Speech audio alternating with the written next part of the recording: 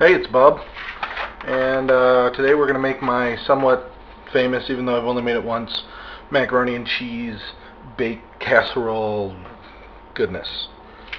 And some substitutions have been made due to the fact that I don't have the ingredients we need, and deal with it. Alright, so what I've done is I've pre-cooked 8 ounces of macaroni.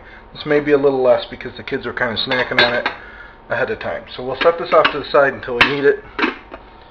You can kind of cook it simultaneously if you want, but I was going to make this video earlier. But the fact that my children were active today precluded me from recording it, so I decided we'd get them to bed first. So Chloe and Chris are in bed. 4 tablespoons of butter. That's a half stick. This is the good stuff. Handle's hot from the oven. The oven is preheated to 400 degrees Fahrenheit, because 400 Celsius is really hot. We're going to melt our 4 tablespoons of butter. Also have 4 tablespoons of flour here. Pre-measured, all like fancy, like a real cooking show. 2 cups of milk. Normally this would be 1 cup of milk and 1 cup of cream, but I don't have cream. This is allegedly 2 cups of cheese, even though it's way more. I filled this to the top, so it's like 2.5 cups probably. This is Kojak. I would normally use sharp cheddar, but had Kojak, so Kojak it is. And you're not supposed to add the cheese yet, but it won't hurt. A little paprika, a little garlic powder, ground mustard,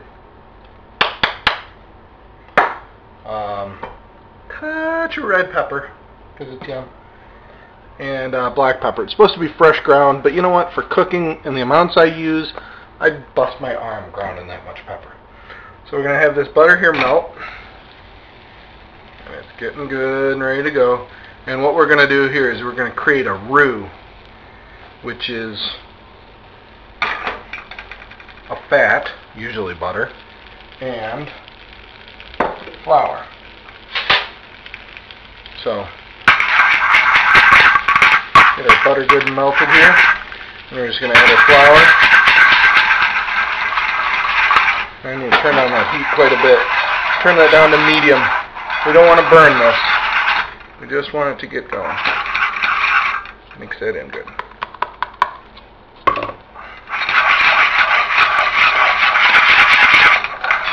You can see how that thickens up right away.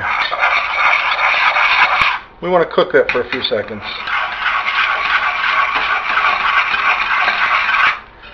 And while it's cooking, we'll add a little pepper. I'll probably add a lot more pepper than that later. How much? That much. A little bit of ground mustard. Doesn't have a shaker cap, so I'm going to be careful with it. A lot more than I wanted, but that's good. That'll be fine.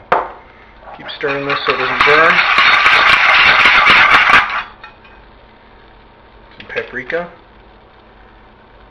That looks about enough. Garlic pepper. Garlic powder. Garlic pepper would be awesome. Spice to taste, man. I never really give you spice measurements because it's BS. Some people like pepper, some don't. So we're going to slowly add our milk and cream mixture. Just pretend. Slowly. Whatever, dude. Now, the key is we're going to bring this to a boil, and I'm not going to show you that because it's crazy. We'll bring this to a boil. We're going to boil it for a good 2 minutes, and then we're going to bring it down and just simmer it for like 10 minutes. So I'll get back towards the end of that. So did you notice that? It's a slightly different camera angle. Ooh. Okay, I just poured myself a all organic, not that that's particular, who cares, Belgian double homebrew that I made. And it's gone bad. No, actually it hasn't. It's pretty good. It's gotten more right. Okay. So it hasn't been 10 minutes. Seriously, it's been 3 or 4. But you know what? This is gravy right now. That's how you make gravy. You take your roux, your flour, your water mixture, or your flour and your fat mixture, and you add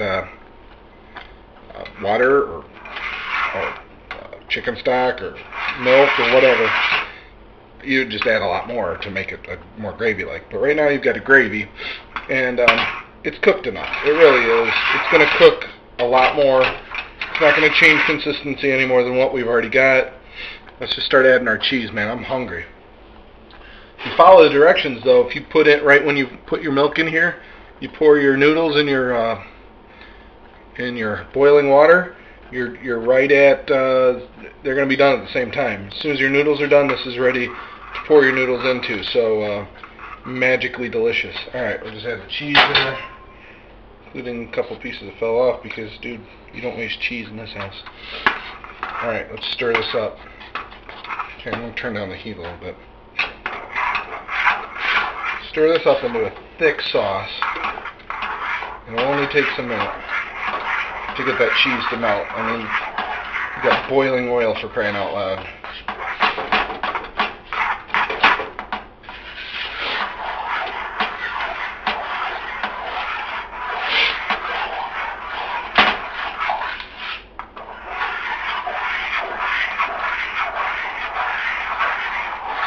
Guess what? You just made beer cheese soup. Well, without the beer. There you go. There's some beer. Now it's beer cheese soup. That was completely unplanned and impromptu. What do you think of that? Ooh, it smells good. Oh. Some hop aroma coming out of there. Alright. You get the picture. You know what it looks like to stir.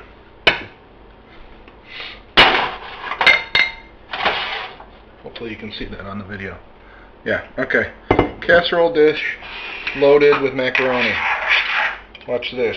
Oh, the skills needed to make mac and cheese.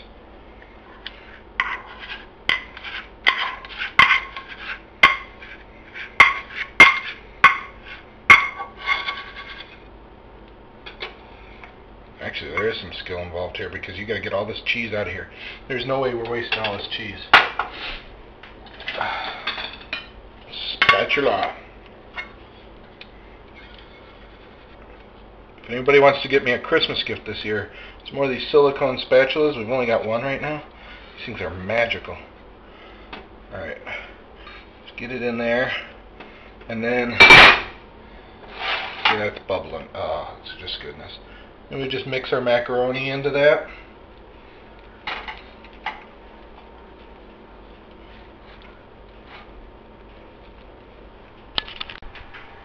So typically, go figure, the battery died while I was mixing it.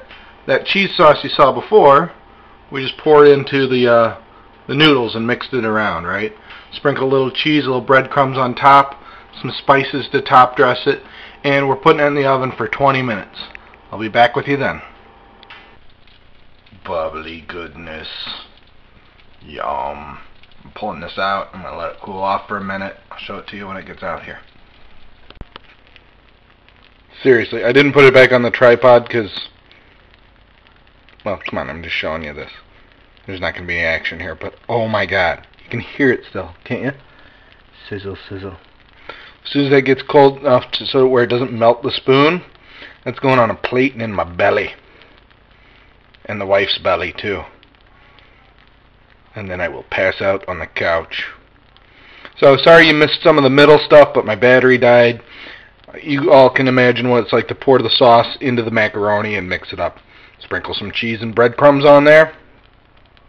Toss it in the oven. That was 400 degrees for about 20 minutes. I went a little long because I was listening to the Brewing Network. So, brewingnetwork.com. Yay. Alright, bye.